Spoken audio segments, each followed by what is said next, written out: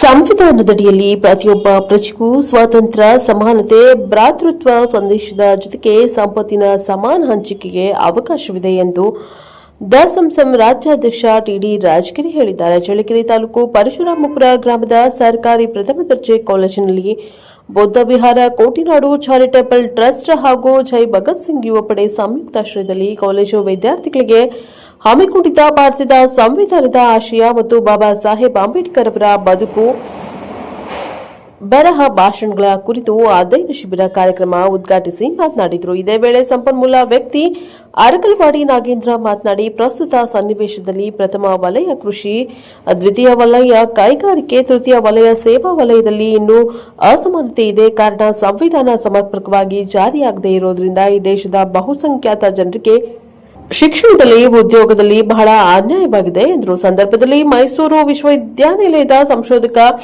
M Srinivasa Murthy, college ಪ್ರಾಂಶುಪಾಲ AB Dhananjay, Bhagat Singh ಯುವ ಪಡೆಯ ಅಧ್ಯಕ್ಷ ರಂಗಸ್ವಾಮಿ, ಗೋಸಿಕೆರೆ ಓಂಕಾರ ಮೂರ್ತಿ, ಓಬಳಾಪುರ ತಿಪ್ಪೇಸ್ವಾಮಿ, ರಾಮಕೃಷ್ಣ ಮತ್ತಿತರರು ಉಪಸ್ಥಿತರಿದ್ದರು.